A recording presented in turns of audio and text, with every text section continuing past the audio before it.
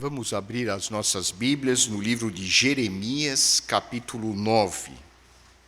O texto bíblico sobre o qual nós vamos meditar está no capítulo 9 de Jeremias, versículos 23 a 26.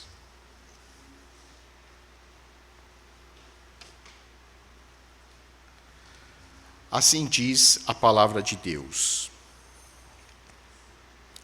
Assim diz o Senhor: não se glorie o sábio na sua sabedoria, nem o forte na sua força, nem o rico nas suas riquezas. Mas o que se gloriar, glorie-se nisto, em me conhecer e saber que eu sou o Senhor, e faço misericórdia, juízo e justiça na terra, porque destas coisas me agrado, diz o Senhor. Eis que vem dias, diz o Senhor, em que castigarei a todos os circuncidados, juntamente com os incircuncisos, ao Egito e a Judá e a Edom e aos filhos de Amon e a Moabe, e a todos os que cortam os cabelos nas têmporas e habitam no deserto, porque todas as nações são incircuncisas, e toda a casa de Israel é incircuncisa de coração. Oremos. Santo Deus, nosso Pai, abre o nosso entendimento e que o teu Santo Espírito possa ministrar agora aos nossos corações, que possamos compreender o significado desta palavra e aplicá-la aos nossos corações, às nossas vidas. Nós te pedimos agradecidos, em nome de nosso Senhor e Salvador Jesus Cristo. Amém. Aristóteles afirmou: todos os homens, por natureza, desejam saber. E o ato de entender é vida. O filósofo Francis Bacon disse que o conhecimento também é poder. Todos nós, independentemente de nossa cultura, de nossa religião, de nossa etnia, todos nós buscamos o conhecimento. Abraham Maslow, um grande psicólogo do século passado, dizia que nós temos necessidade de conhecer cada vez mais. O desejo pelo saber, o desejo de conhecer é inerente à natureza humana. Mas a busca pelo conhecimento e os objetos dos nossos desejos estão relacionados entre si. Em geral, nós buscamos conhecer aquilo que nos agrada. Os nossos desejos se projetam sobre o tipo de conhecimento que nós almejamos. Por isso, o nosso nível de conhecimento e o tipo de sabedoria que nós buscamos refletem os nossos valores, os nossos desejos e as nossas ambições.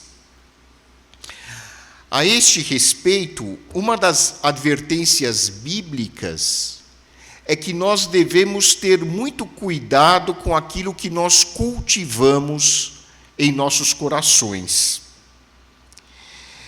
Porque aquilo que nós cultivamos nas nossas vidas guiará as nossas atitudes, os nossos relacionamentos, guiará o tipo de vida que nós vamos ter aqui na Terra.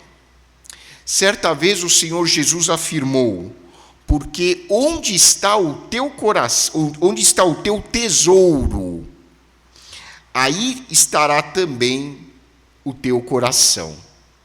Essa frase de Jesus é uma das frases mais profundas do ponto de vista filosófico na Bíblia. Onde está o teu tesouro, aí estará também o teu coração. Onde está o teu tesouro? É lá que estará o centro da sua vida. Quais são os nossos desejos mais profundos?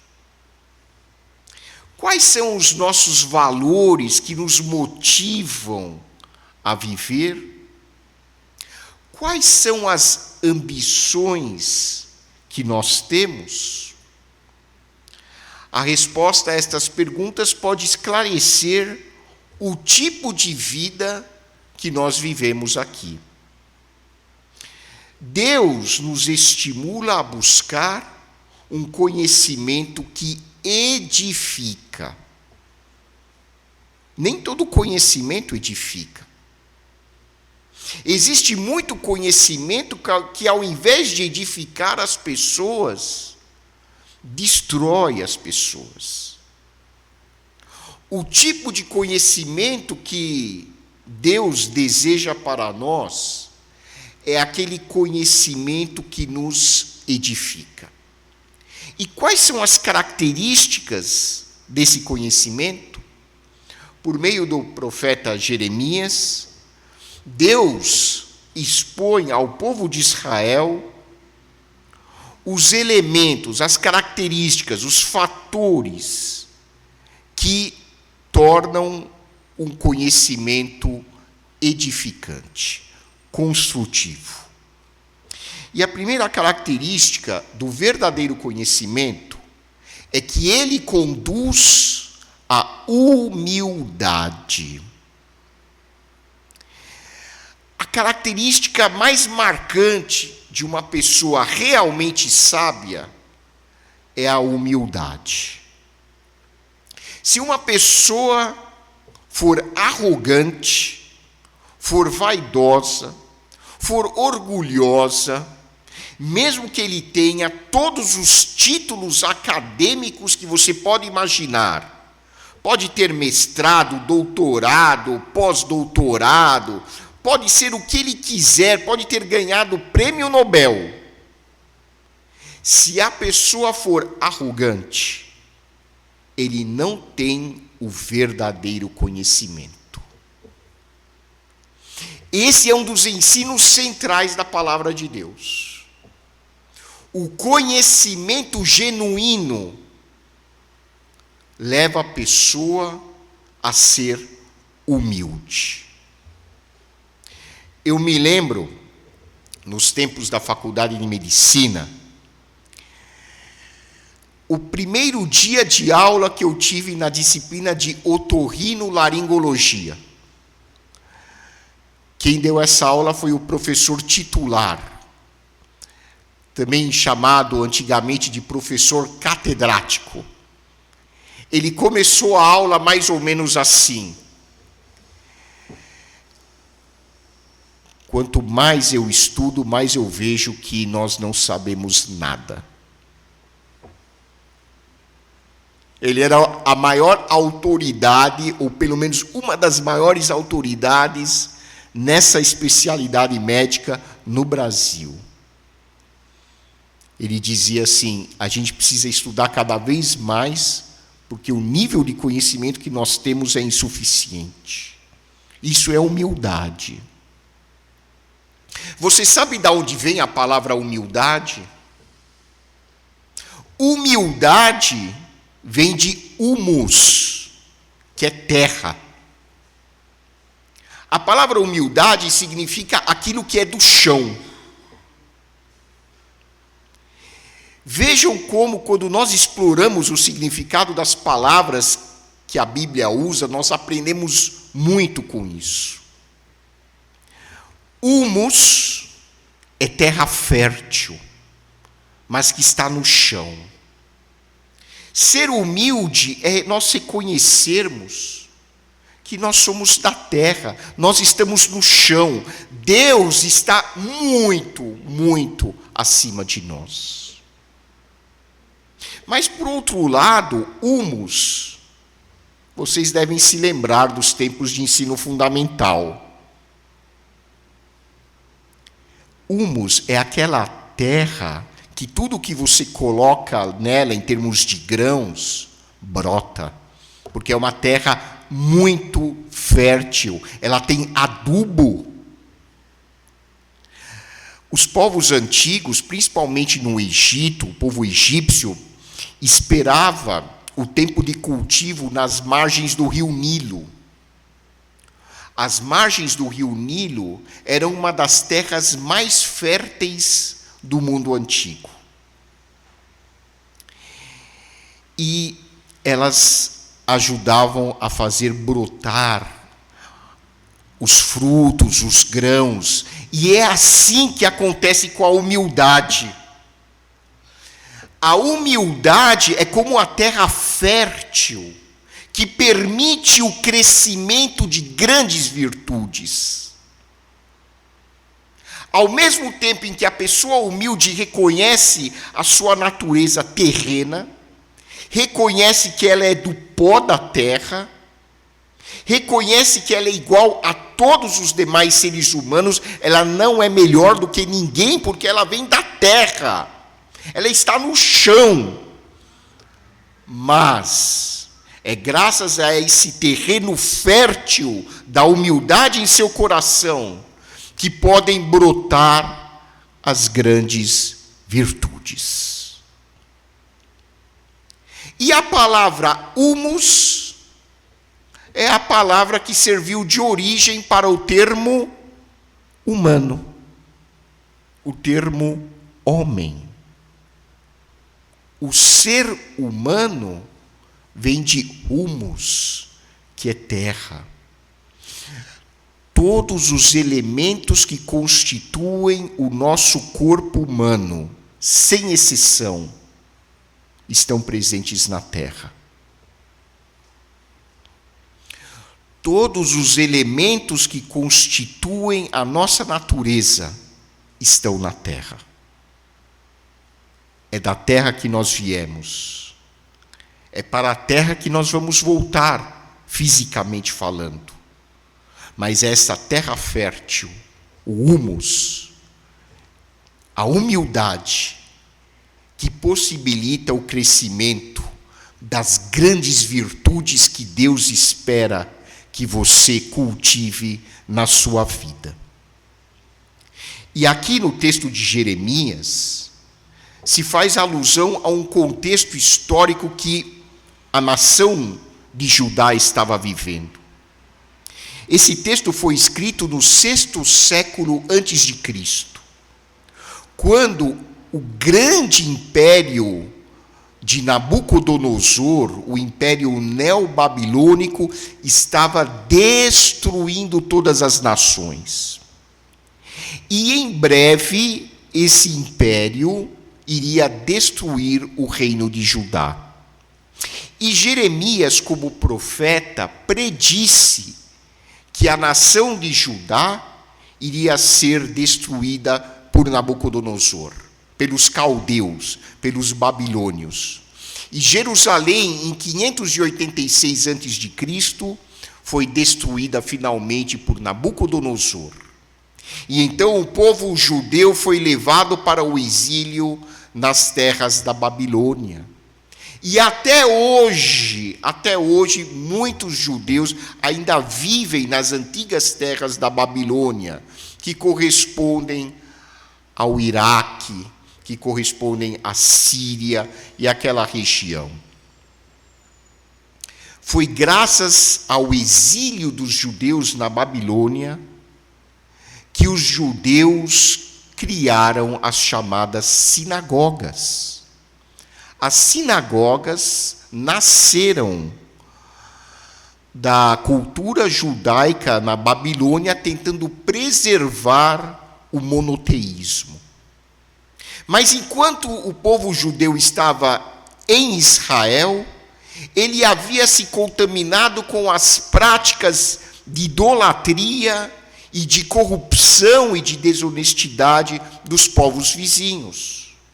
E por isso o profeta Jeremias, motivado por Deus, dá essa mensagem ao povo: vocês estão em pecado, vocês se deixaram contaminar pela cultura dos povos que vivem ao nosso redor.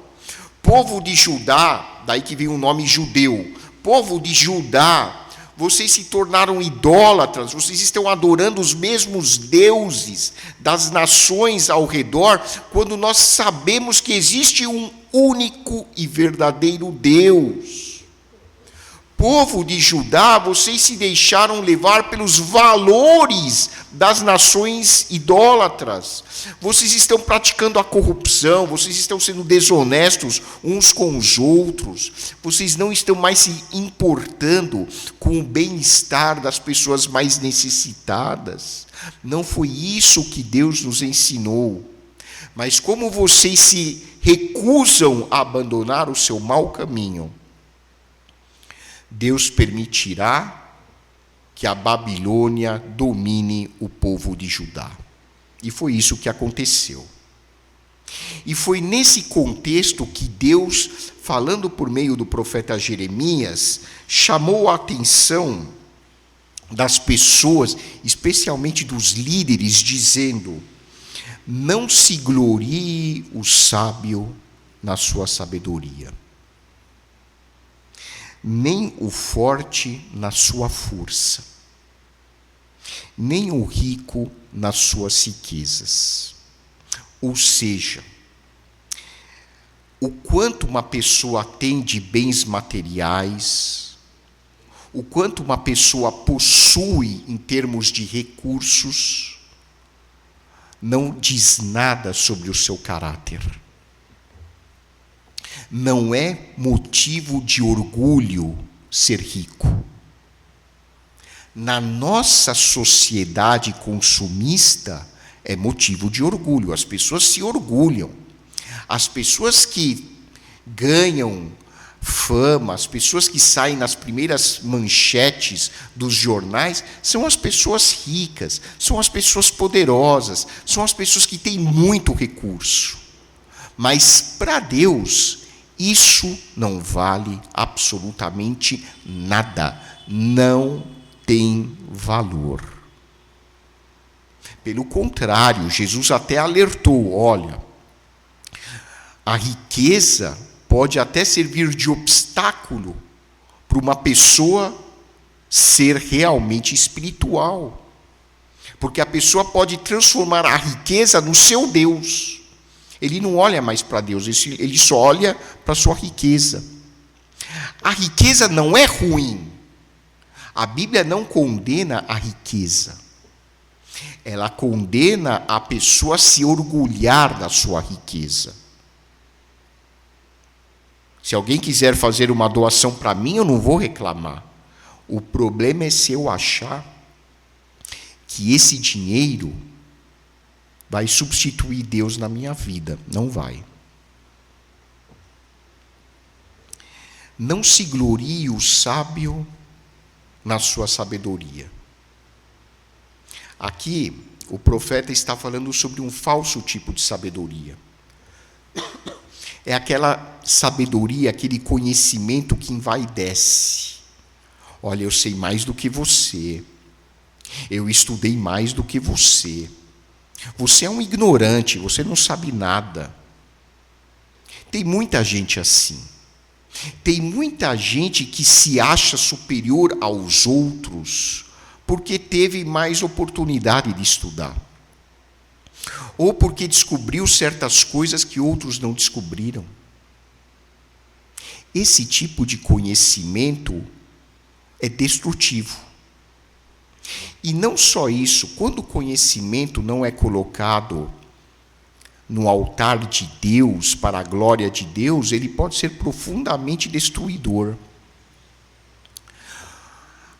A teoria atômica foi usada para se construir bomba nuclear para destruir as pessoas. O avião, que foi uma grande invenção, um dos primeiros usos do avião foi para derramar bombas nas guerras mundiais.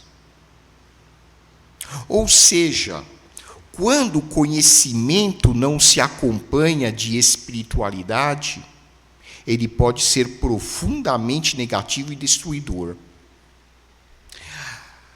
Mas o que se gloriar, glorie-se nisto, em me conhecer e saber que eu sou o Senhor. E faço misericórdia, juízo e justiça na terra, porque destas coisas me agrado, diz o Senhor. Essa é a segunda característica do verdadeiro conhecimento. O verdadeiro conhecimento conduz sempre a Deus. O verdadeiro conhecimento, a sabedoria genuína, leva a pessoa a se aproximar de Deus, leva a pessoa a buscar Deus na sua vida. E se uma pessoa não busca a presença de Deus na sua vida, essa pessoa não tem conhecimento de verdade. A verdadeira sabedoria faz as pessoas terem vontade de vir para a igreja. A verdadeira sabedoria faz as pessoas se prostrarem diante de Deus em oração. O verdadeiro conhecimento é aquele que te leva a querer abrir todos os dias a Bíblia para ler a Bíblia. Isso é o verdadeiro conhecimento. É disto que uma pessoa pode se orgulhar. Não se orgulhar espiritualmente, eu sou mais espiritual que os outros. Mas o orgulho está em dizer que Deus é o Senhor das nossas vidas. E lá, em 1 Coríntios, capítulo 1, versículo 31, o apóstolo Paulo diz assim: como está escrito, aquele que se gloria, glorie-se no Senhor. Paulo está repetindo as palavras do profeta Jeremias. E um versículo antes, Paulo explica o que é gloriar-se no Senhor. Mas vós sois dele em Cristo Jesus, o qual se nos tornou da parte de Deus sabedoria e justiça e santificação e redenção. Buscar a Deus é buscar Jesus Cristo. Buscar a presença de Deus é buscar viver em comunhão com Jesus Cristo. O verdadeiro conhecimento na Bíblia é você reconhecer que você é pecador e que Jesus Cristo é o seu Senhor e o seu Salvador. A verdadeira sabedoria consiste em eu dizer: Senhor, eu não posso fazer nada de mim mesmo. Eu preciso que tu me ajudes por meio de Jesus Cristo. O verdadeiro conhecimento é entender que o nosso maior e melhor amigo tem nome: Jesus Cristo. Na verdade, Jesus Cristo não é o nome de Jesus. Cristo é um título, significa ungido. Mas o verdadeiro conhecimento é nós entendermos que Jesus mora nos nossos corações e que Ele está sempre conosco. Está sempre disposto a compartilhar a nossa dor, a nossa angústia, o nosso desespero, o nosso sofrimento, as nossas limitações, as nossas fraquezas. Jesus está com você, Ele nunca vai abandonar a sua vida. O verdadeiro conhecimento é saber isto. O verdadeiro conhecimento é colocar em prática uma vida em união com Cristo pela fé. É nisto que nós podemos nos orgulhar. Nosso maior motivo de orgulho é reconhecer que nós não somos nada sem Deus. E que Cristo é tudo para nós. Isso é motivo de orgulho. E a terceira característica do verdadeiro conhecimento é que ele transforma a pessoa em alguém melhor. E esse é um dos grandes motivos pelos quais muitos ainda se escandalizam com os cristãos. Porque tem muito cristão, especialmente quando vai chegando o ano da eleição. Tem tanta gente que se converte quando vai chegando o ano da eleição. Quanta gente começa a falar de Jesus quando chega a votação para deputado, para senador, para prefeito, para governador, para presidente. Quanta gente vira cristão de uma hora para outra.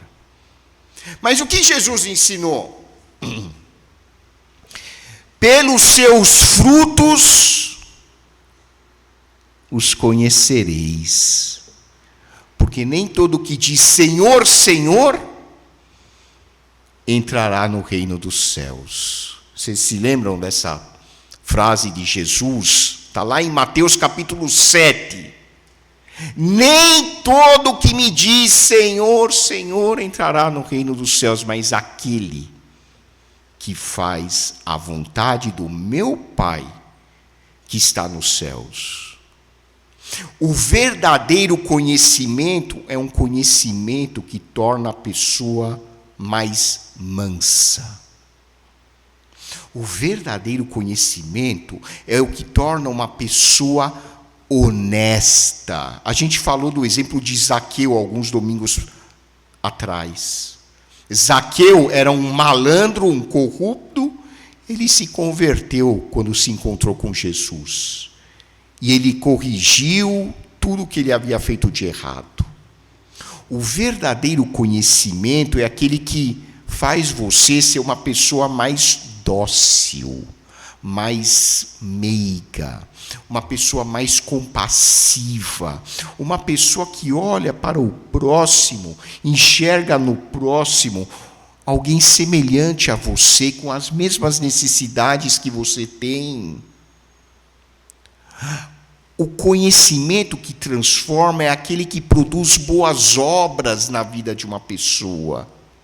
Agora, se uma pessoa diz que conheceu Jesus e não muda de vida, não muda o caráter da pessoa, esse cara é um impostor. A pessoa que se converte a Jesus não pode continuar nos mesmos vícios de antes. A pessoa que conheceu Jesus não pode viver falando palavrão. A pessoa que conheceu Jesus não pode enganar os outros. A pessoa que conheceu a salvação em Cristo não pode maltratar os seus filhos, a sua esposa, o seu marido, os seus pais, os seus familiares. Por quê? Porque o conhecimento que transforma é aquele conhecimento que é produzido pelo Espírito Santo nas nossas vidas. E o Espírito Santo produz o seu fruto, que é amor.